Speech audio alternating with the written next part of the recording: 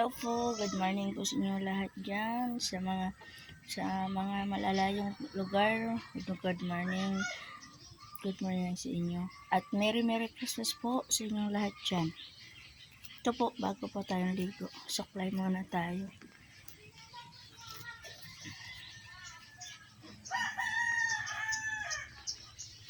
Para fresco.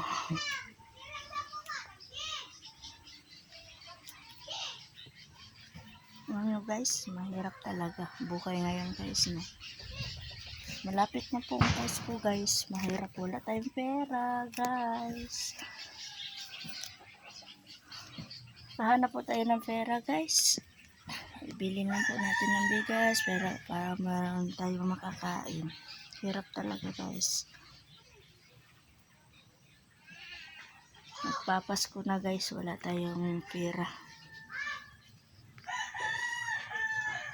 Ganito talaga guys, pag nasa probinsya wala tayong hanap buhay, nandito lang tayo, wala tayong maaasahan, walang magpapadala,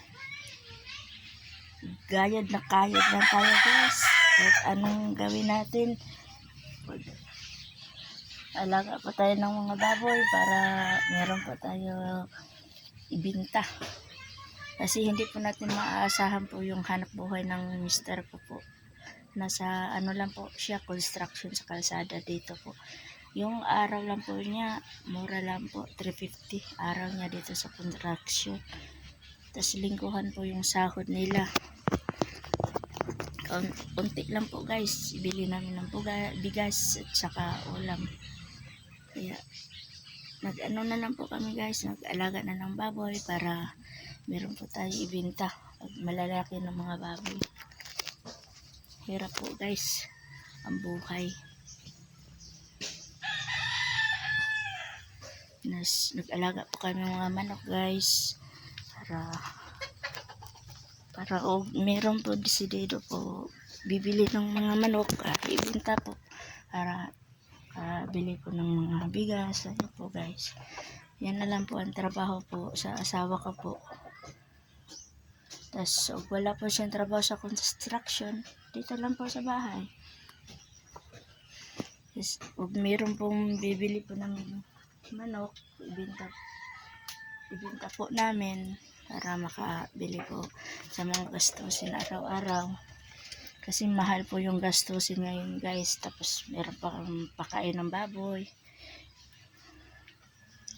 Minsan guys, hindi po kami makabili ng ulam. Mag-ano na lang po kami ng talong.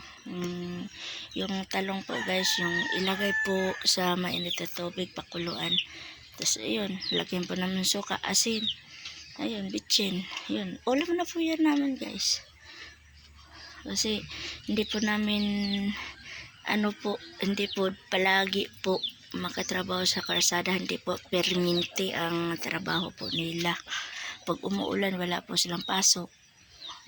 Buti lang magandang araw, wala pong ulan, palagi po sila may pasok. Pero palagi pong may ulan, wala po tayong kita, walang pera,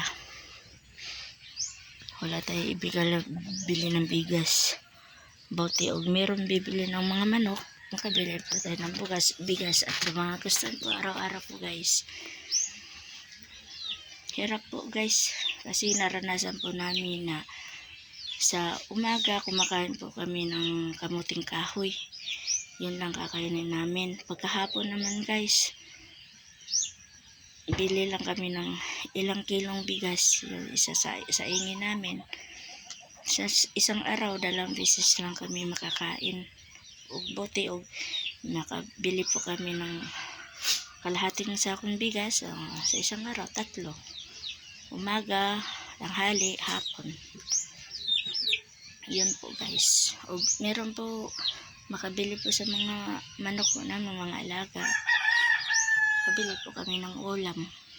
Minsan wala kami ulam, magulay-gulay po kami minsan, meron pong gulay. Hirap talaga ang buhay po dito sa probinsya. Ayan po, yung alaga po ng baboy, ayan. Nanganak po yan guys, 11 pieces. Tas puro po siya patay, malas talaga guys. Pero hindi pa rin kami susuko guys. Laban pa rin kami.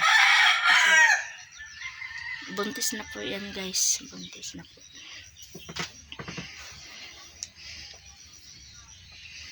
Ngayon guys, magpapasko. Wala tayong pera. Wala. Okay lang. Basta ano po, wala pong sakit ang pamilya. Okay lang po yun. Mamamasko na lang kami guys. Kung sinong may handa. Sige po guys. Bye-bye na po sa nanonood dyan. Ay, Merry Christmas po sa inyong lahat dyan. Malapit na po ang Pasko.